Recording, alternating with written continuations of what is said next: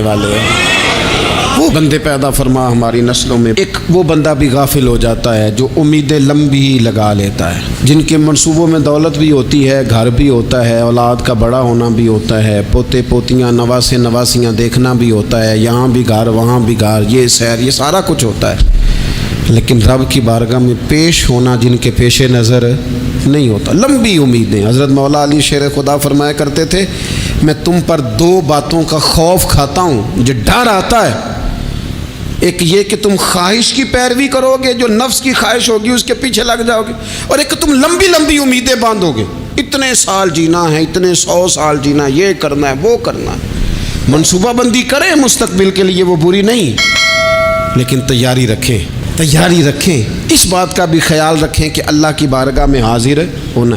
یہ غفلت کی چیزیں ہیں جو بندے کو غافل کر دیتی ہیں۔ جو لوگ اللہ کا ذکر نہیں کرتے وہ بھی غافل ہو جاتے ہیں، اور جو فضول باتیں زیادہ کرتے ہیں نا، ہنستے زیادہ ہیں۔ فَلْيَضْحَكُوا قَلِيلًا وَلْيَبْكُوا كَثِيرًا، قرآن کہتا ہے زیادہ رویا کرو، کم ہنسا کرو۔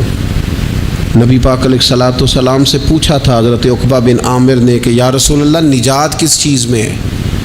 تو نبی پاک علیہ الصلوۃ والسلام نے فرمایا ایک تو اپنی زبان قابو میں رکھو، دوسرا فرمایا اپنے گھر میں ٹھہرے رہو، تمہارا گھر تمہارے لیے کافی ہو، فضول نہ نکلو گھر سے، اور تیسرا فرمایا اپنی خطاؤں پہ رویا کرو۔ کثرت کلام اور فضول کلام اور بلا وجہ یہ بندے کو غافل کرتا ہے، دل کو سخت کرتا ہے۔ یہ چند چیزیں ہیں جو انسان کو غفلت میں ڈالتی ہیں۔ اپنے آپ کو ان چیزوں سے بچائیں اور غفلت کو توڑیں۔ آپ کے ذمے، میرے ذمے جو حقوق العباد ہیں ان کا پتہ کریں، جو اللہ رسول کے حقوق ہیں ان کی خبر دیکھیں، ہماری جو ذمہ داریاں ہیں ہم کس طرح انجام دے رہے ہیں اس پر توجہ کریں، اپنے معاملات کو ٹھیک کریں۔ ہم انسان ہیں، کوتاہیاں تو رہ جائیں گی، لیکن جب کوشش کریں گے تو پھر رب تعالیٰ مدد بھی فرمائے گا۔ ایک بات اور کرنی ہے، ایک تو میں نے عرض کیا غفلت کو توڑنا، ایک دوسری بات قرآن مجید کا ایک سبق اور، جب غفلت توڑنی ہے تو پھر لازمی طور پر ایک کام کرنا پڑے گا۔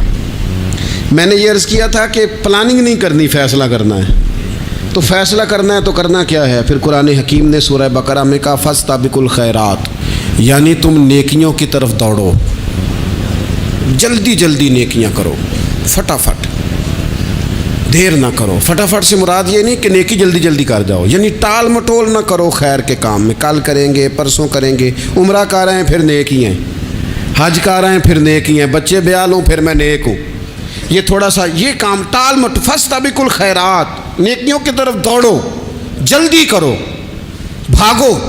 نبی پاک صلی اللہ تعالیٰ علیہ وسلم نے فرمایا 5 چیزوں سے پہلے غنیمت جانو۔ حضور علیہ الصلوۃ والسلام فرمانے لگے ایک تو تم جوانی کو نہ بڑھاپا آنے سے پہلے غنیمت سمجھ لو۔ نبی کریم صلی اللہ تعالیٰ علیہ وآلہ وسلم ارشاد فرمانے لگے کہ اپنی صحت کو غنیمت جان لو بیماری آنے سے پہلے۔ پھر حضور علیہ الصلوۃ والسلام فرمانے لگے اگر اللہ نے تمہیں مال دیا ہے، وسعت دی ہے، تو نیکی کر لو، خرچ کر لو اللہ کے راستے، خدا نہ خواستہ تم پر غریبی آ جائے۔ اور پھر حضور سید عالم صلی اللہ تعالیٰ علیہ وسلم فرمانے لگے اگر تمہیں اللہ نے کچھ فراغت دی ہے، بہت زیادہ مصروف نہیں ہو، تو غنیمت جان لو، جلدی سے نیکی کر لو قبل اس کے کہ تم مشغول ہو جاؤ۔ اور 5ویں بات حضور نے بیان کی، فرمایا زندگی کو غنیمت جانو موت آنے سے پہلے۔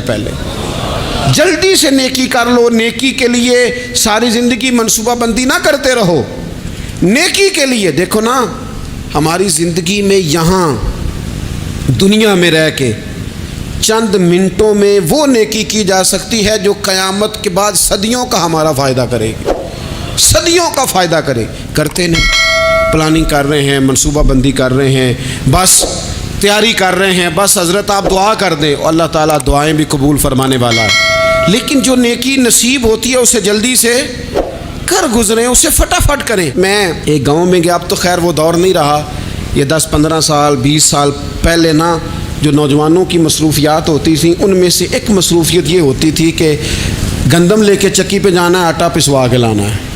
یہ ایک بڑی، چونکہ سبھی گھروں کے اندر سال کے لیے گندم سٹاک کر لی جاتی تھی، تو گندم لے کے جانا یہ ایک ڈیوٹی ہوتی تھی۔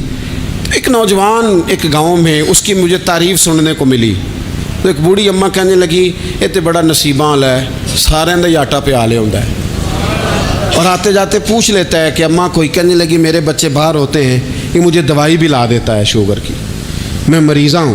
یعنی خیر جتنی ہو سکے جتنی۔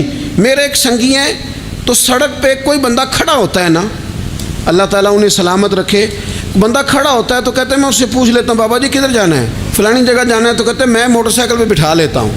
بندہ دیکھ کے مجھے سمجھ آ جاتی ہے ضرورت مند ہے، کوئی چور نہیں، کوئی ڈاکو نہیں، ضرورت مند ہے۔ میں اسے منزل تک نیکی جتنی میسر آئے، جس حد تک میسر آئے۔ کیا کہا ہمارے نبی پاک علیہ السلام نے؟ حضور نے ہم سے فرمایا کچھ نہ ہو سکے تو بات ہی مسکرا کے کر لینا، اس پر ہی اللہ صدقے کا ثواب عطا کر دے۔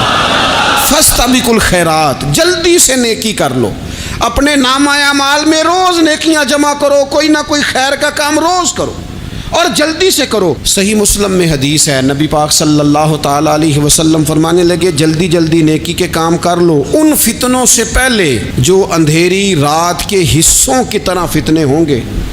فرمایا اس وقت حال یہ ہوگا کہ آدمی صبح مومن ہوگا، شام کو کافر ہو جائے گا، شام کو مومن ہوگا تو صبح کافر ہو جائے گا۔ اور فرمایا لوگ دنیا کے بدلے اپنا دین تک بیچ ڈالیں گے۔ معاذ اللہ جھوٹی قسمیں نہیں کھائی جاتی، جھوٹا قرآن مجید نہیں لوگ اٹھا لیتے، لوگ دنیا کے لیے دین بیچ ڈالیں گے۔ اس سے پہلے جب فتنے اتنے زیادہ ہو جائیں، اس سے پہلے نیکی کر لو، کوئی خیر کا کام کر لو، جلدی سے کچھ ایسا کر لو۔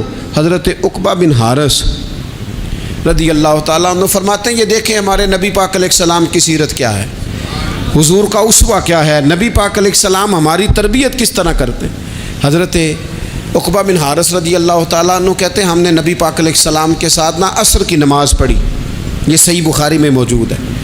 فرماتے حضور سلام پھیرتے ہی فوراً اٹھ کے گھر تشریف لے گئے۔ یہ ہمارے لیے انوکھی بات تھی، غیر متوقع تھی، پہلے کبھی ایسا ہوا نہیں۔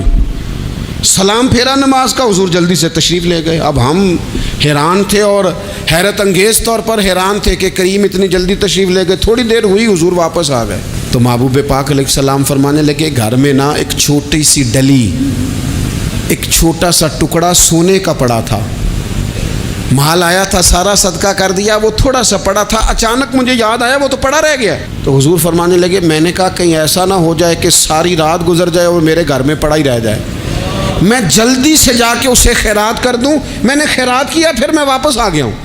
جلدی سے نیکی، جلدی سے نیکی کر لی جائے۔ ہم بڑا انتظار کر رہے ہیں، بڑا لمبا ہمارا پروگرام ہے، ہمارے پاس ٹائم ہی بڑا ہے، کسی نے کان میں کہہ دیا ہے تیرے پاس بڑا وقت ہے، ابھی تو بڑی عمر پڑی ہے، ابھی تو جناب او میرے بھائی یہ لوگوں کے کہنے کی باتیں ہیں، پھر پتہ ہی نہیں چلتا حالات کس طرح کے ہو جاتے ہیں اور کیا معاملات انسان کے ساتھ درپیش ہوتے ہیں۔ جتنی خیر میسر آئے، جتنا بھلا میسر آئے، جتنی انسان کو توفیق ملے۔ میں نے بزرگوں کو دیکھا اپنے اصحاب، پہلے وہ خدام سے کہتے کہ میں سونے لگا ہوں اور پابند کرتے لوگوں کو کہ فلاں وقت، بزرگوں کو میں نے دیکھا اپنے، وہ پابند کرتے لوگوں کو کہ فلاں وقت میں موجود ہوں گا آنا، خود پابند فرماتے۔ اور پھر جب بیدار ہوتے تو سب سے پہلے خدام کو بلا کے پوچھتے کوئی مہمان تو نہیں آیا؟ وہ جناب آپ نے خود ہی تو پابند فرمایا فلاں دن آنا۔ کہنے لگے چل یار اگر کوئی آیا تو مجھے ملا لو، میری ملاقات کرا لو۔ کیوں؟ اس لیے کہ دور سے آیا ہے، مجھ سے ملنے آیا ہے، کوئی خیر کی بات سیکھنے آیا، چلو میرے نامہ اعمال میں کوئی نیکی جائے گی۔